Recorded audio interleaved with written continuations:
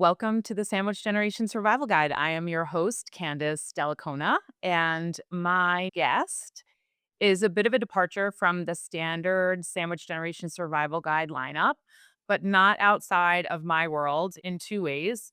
As many of our listeners know, I'm an estate planning attorney by trade, and a good portion of my practice, I work with athletes, professional and collegiate, in planning their estate plan.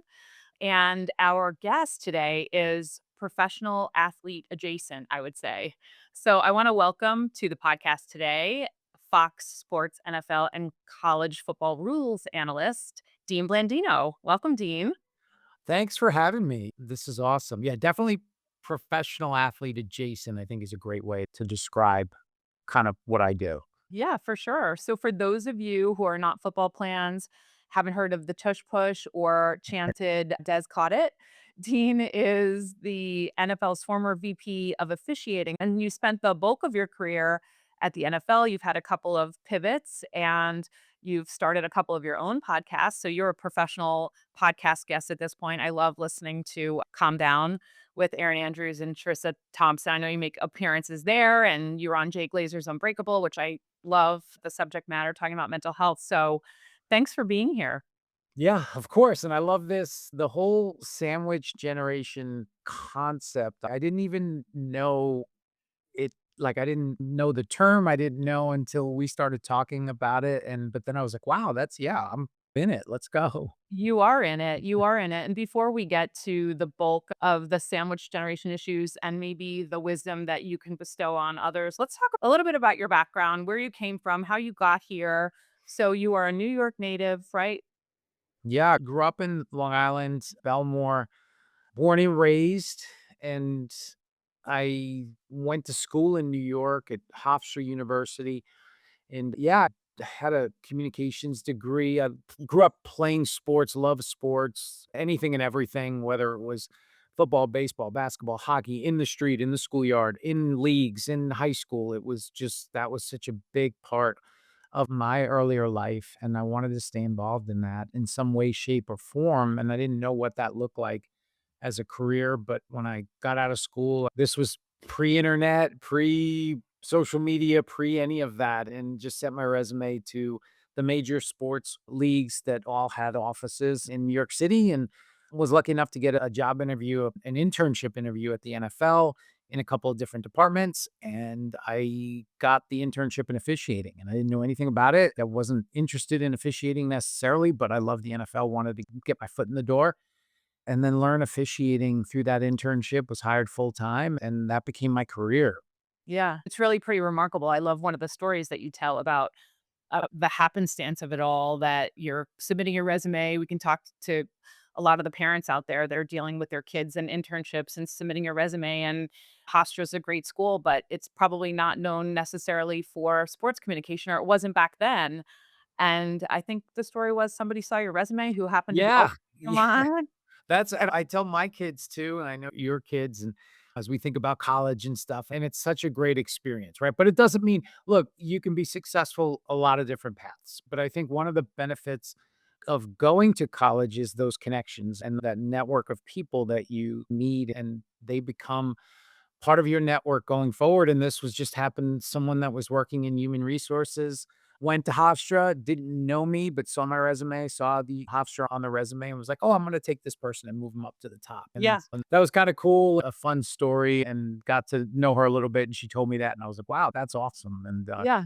yeah, Yeah, it's always great to be able to give somebody maybe the inside scoop and they have to take it the rest of the way. And I think we were talking before, all of our kids are getting older and circling the wagons and figuring out who knows who, and being perhaps a way to expose somebody to an area of something that they want to work in or try out. And so you started out as an intern, and tell us a little bit about your time maybe at the NFL and your trajectory from intern to all the way up to VP and being one of the spokespeople for the NFL and officiating. incredible journey, and so blessed with that opportunity. And I was surrounded by so many good people that took an interest in my development. And back then, this was prior to, now we have YouTube and we have access to video online, and this was prior to that. And so we were editing officiating tapes, like pass interference calls or holding calls, and we had to do it from tape to tape and pull this play from this game and record it onto a separate. We were using Betacam and we were using VHS, and so I would sit there and put these tapes together and I would watch the video because it wasn't that you just had to let it run and record it on the other deck. I would watch the video and I would ask questions, and that's how I learned what pass interference is and what illegal hands to the face is. And I learned all those things. And then in 1999, the NFL brought back instant replay. And I, having the technical background that I had from my education and working in television production and everything else, that experience helped me be a part of that on the technical side, bringing back replay and some of the systems and processes to that and the software and the hardware. And then I became a replay official and learned those rules. And yeah, and then I got to what I felt was a fork in the road, and this is like 2008, where Yeah. I knew that I wanted to continue in officiating. I knew that I had gained so much experience and was this well-rounded background now, and I thought I could be in charge of the officiating department, but there was this glass ceiling at the time where because I never officiated. I didn't officiate on the field, and that was seen as a roadblock for me. I took the opportunity at that point to leave the NFL, started my own company, consulting company with different college conferences, and continued to consult with the NFL and teaching and training replay officials and working with the system vendors. And a couple of years later, the NFL brought me back full time, and I ultimately broke through that glass ceiling, and I was named the head of officiating in 2013. So it was just a really cool experience. Yeah. And so there's a lot of information in all that you said. And I think you're so humble in the way that you're talking about it, because I think what you just described is there was not that technology yet at the outset. So you were tasked with putting the tapes together in a way without any sort of technological help. And then when you had the technology and it caught up to you, you set the protocol, or you were certainly one of the people that did it, which is really amazing. And probably when you look back and realize how young you were to have that kind of impact. It was yes, and I was in my 20s, and there were points where I was like, "Why?" There are very experienced, seasoned people in this officiating world that must think highly of me because they were giving me these opportunities, and I just said, I'm really gonna throw myself into this, and I wanna be, I'm gonna learn the rules inside and out." I know that I never officiated, so I know that will always be something that will be held against me, for lack of a better term, but I said, "I'm gonna learn the rules inside and out. I'm gonna become an expert in all of these different areas and just try to make myself indispensable from that perspective." And yeah, and being in my 20s, being a part of that process, and like you said, setting the protocol. Now you look at instant replay, what it has become, and it's part of every sport, and it's really become an integral part of every game that we know. So it was, yeah, when you think back, it's pretty cool, but I try to, like, I don't really like to talk about myself from that perspective. Timing and the grind and the No hustle and that question. combination, something we all try to impart to our kids, right? That you can meet the right people, but you have to be ready to take on that responsibility. And to your point, you had never officiated on the actual field. So you had this proverbial hurdle that you could never overcome because that wasn't in your future. So you had to figure out a way to get around that and earn the credibility, which clearly you did. And when you realized that it was time to leave the NFL and you pivoted, did people in your life tell you were crazy? How did that go down? Yeah, I remember it took a lot of people by surprise at the NFL because, and it was like you said, timing is so important. You can be in the right place at the right time, but what do you do with it? What do you do with that opportunity? That's up to you. And so there was an opportunity where the NFL was giving an enhanced severance package to people that had been there a certain amount of years. And so 10 or more years, and you could leave voluntarily, and we'll give you this enhanced package. And I looked at that as an opportunity. I said, "Okay, I can take this package, continue to get the benefits and compensation for an extended period of time, and then build out this company, this idea that I was thinking about because there was nothing in the space." Yeah. And it was just, again, being in the right place at the right time, jumping at the opportunity, continue to work with the NFL on a consulting basis. So no longer full time, but then I was able to branch out and do these other things and work with these other organizations. And again, it just helped me. And yeah, when they heard I was taking that package, they were like, "What are you doing?" And I knew Yeah. it was a risk, but The way I looked at it, it was a calculated risk. I had planned it out. I had spoken to enough people. I knew that I was gonna have these college conferences contract with me, and I was gonna continue to be able to work with the NFL. Sometimes you have to take those risks. I felt really good about it, and it worked out in the end. Yeah, I think a lot of people in the middle of our career, we have young kids and you think about, do you take the certain path or do you forge out on your own? And a lot of it is real bravery. As calculated as the risk may have been, and you had maybe a bit of a cushion knowing that you have these contacts and you've done a really good job at keeping those contacts, it's still a huge risk. So I think bravo to you for taking it in the middle of your career and what other people might have thought was the ideal position, and you Yeah. walked away and it really worked out for you. And so that'll probably be a good segment into our discussion about being in the middle, being in the sandwich. Your mom has made an appearance in media from time to time. We all love hearing her thoughts about how smart and handsome you are, and she is a character. And so why don't you talk a little bit about maybe your family and like the sandwich generation with your mom and your family structure?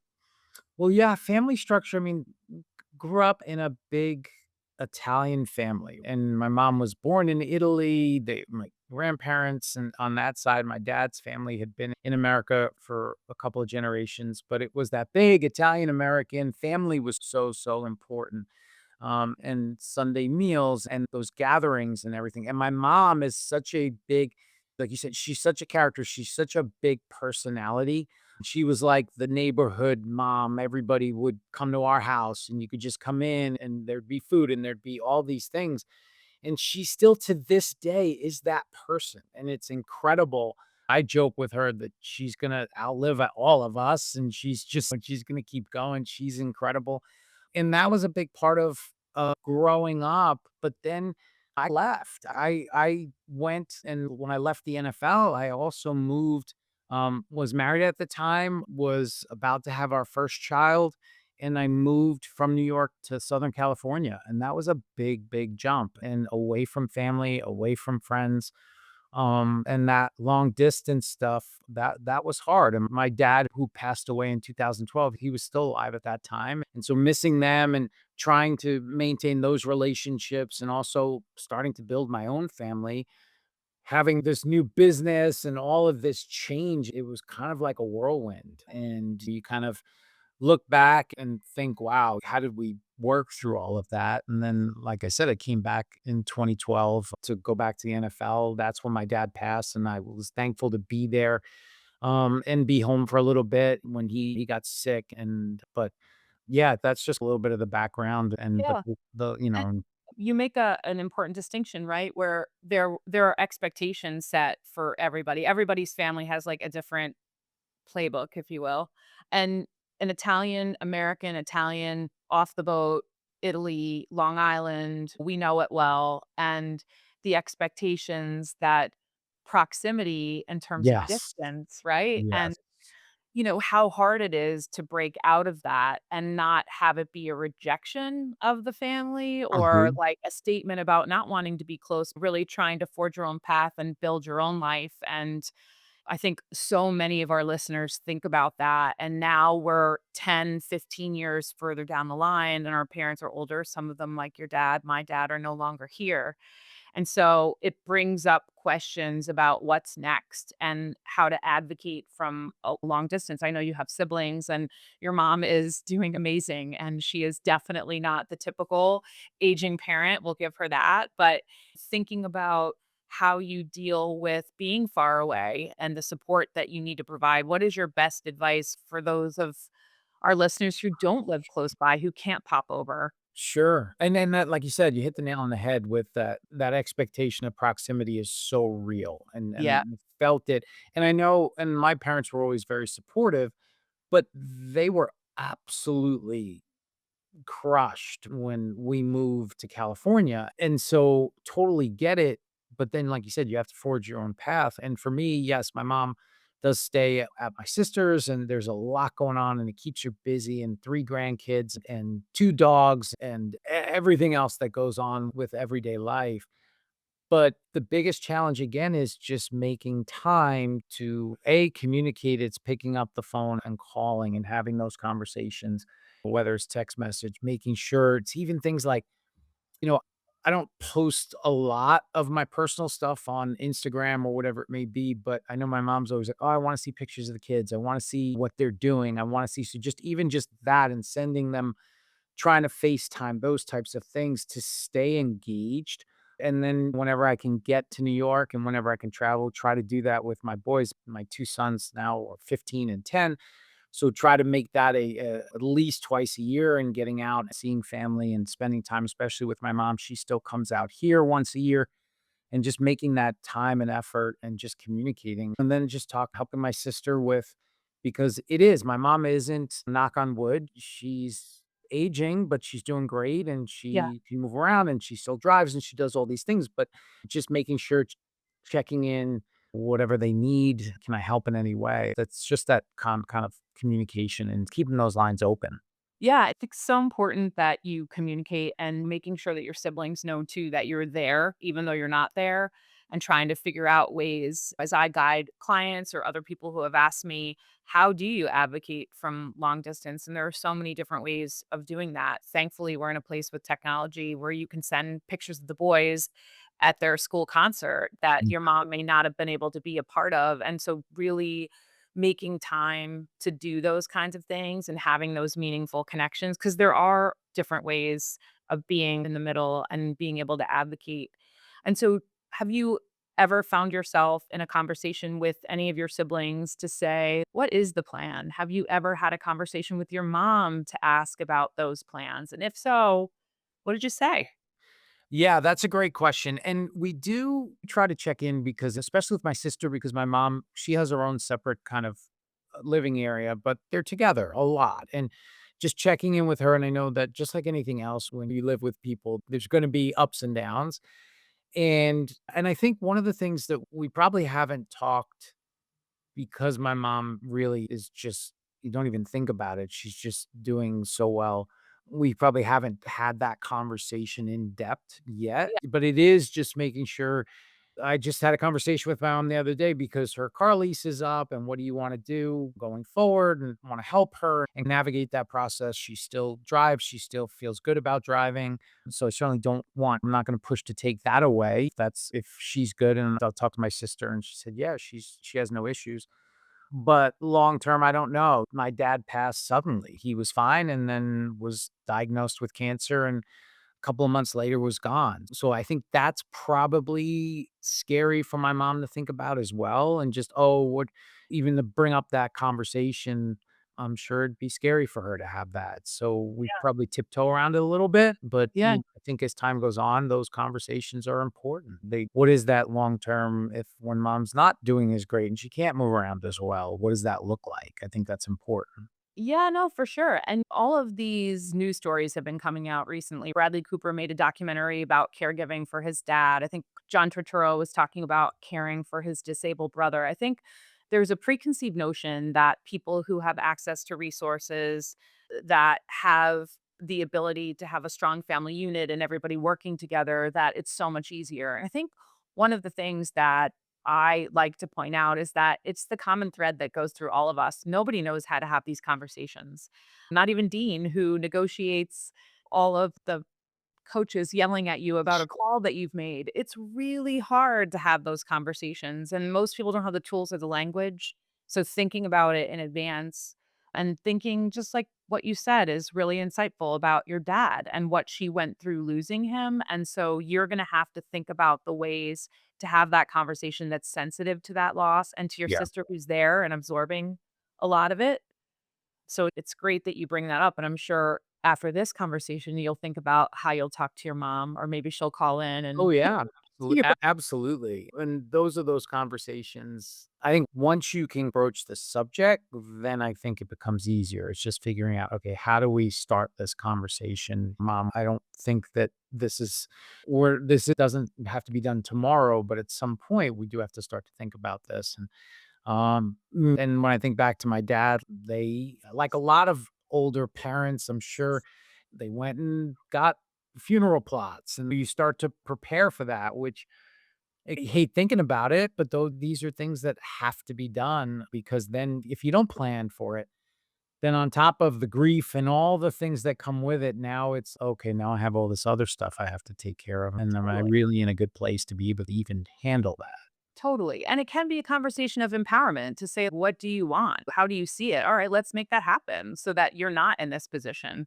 Thankfully, she is in a place where she loves and she's with your sister and they make it work together. So that's incredible. And I think that that's unusual. So you're lucky in that regard. Yeah. The other sort of sandwich piece is the kids. So tell us how you stay present with the traveling and the TV appearances and all of the Yeah. pressures of co-parenting and all of that.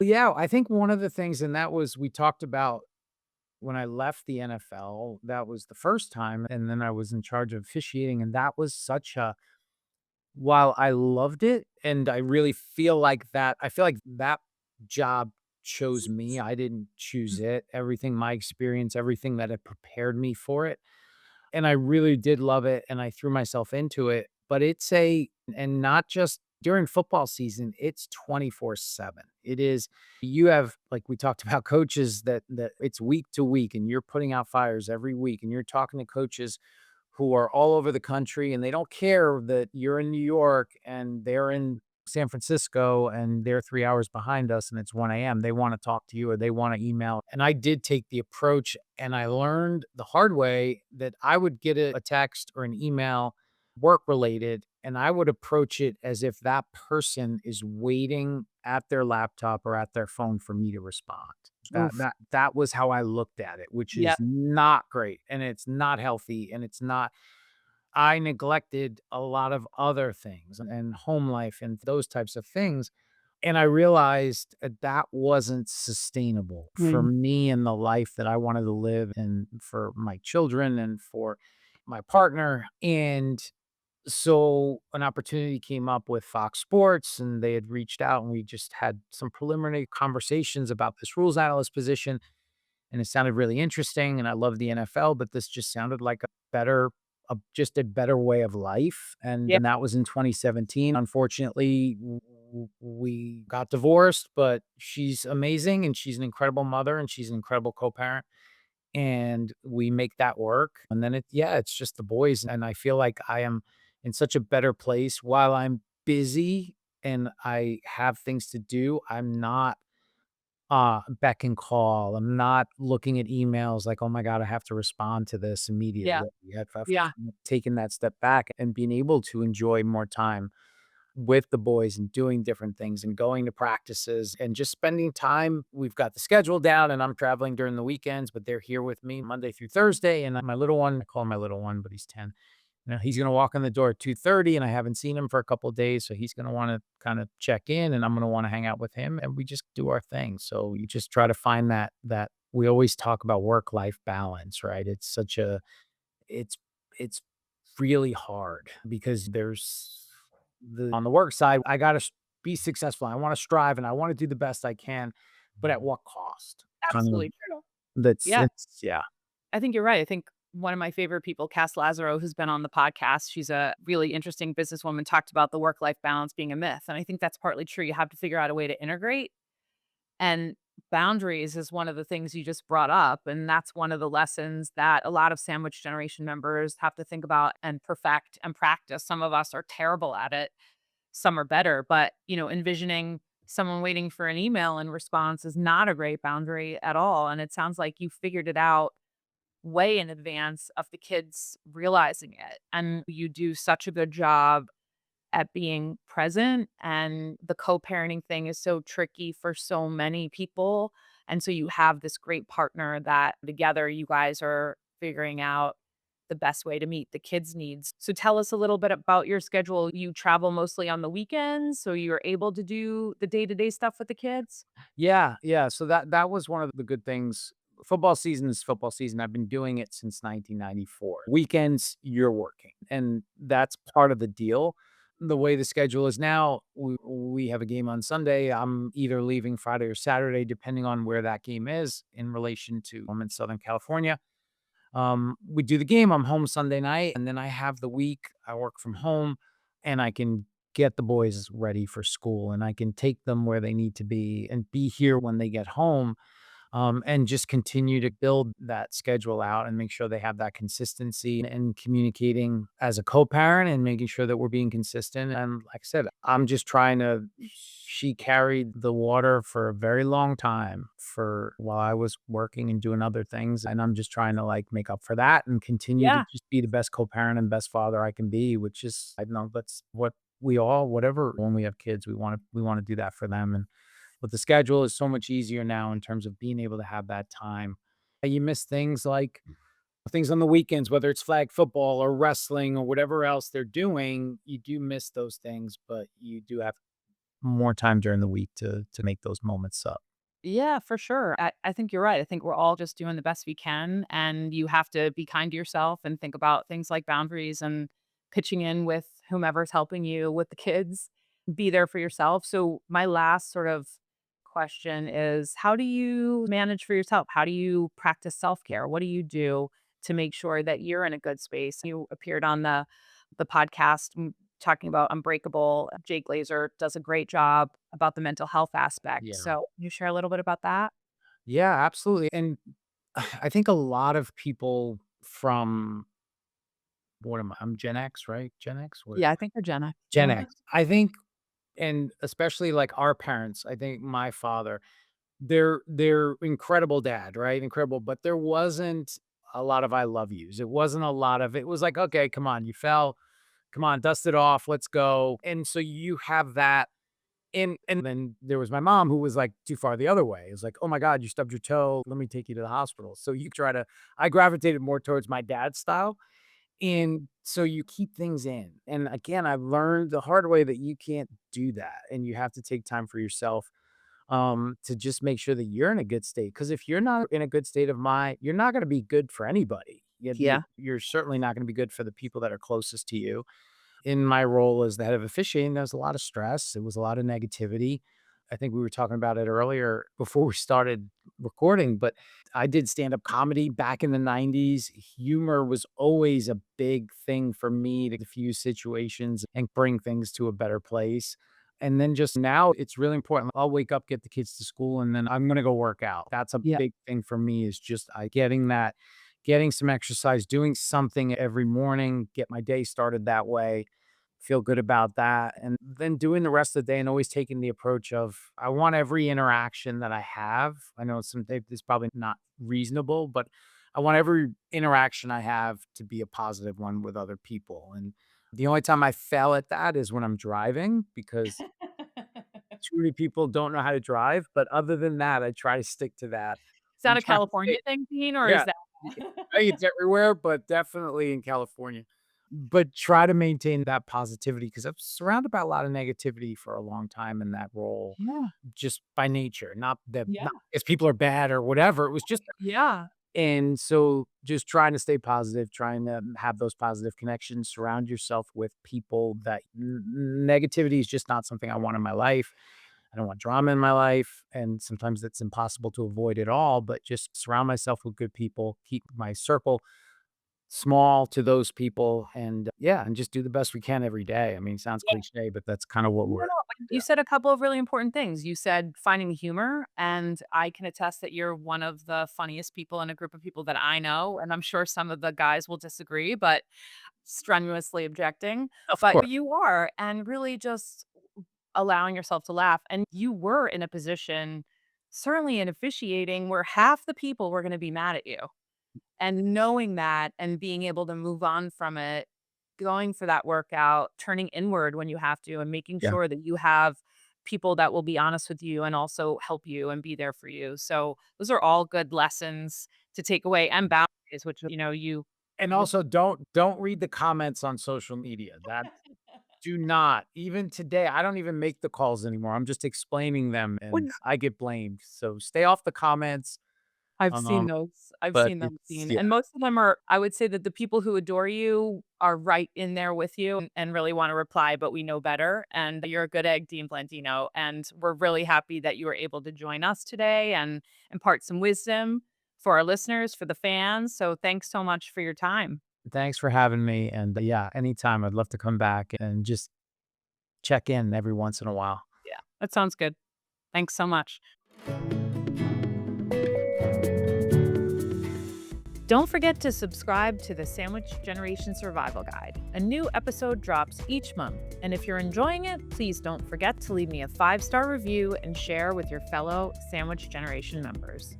For a complete listing of past podcast episodes, you can check out any podcast platform, or you can head to my website at www.sandwichgenerationlaw.com.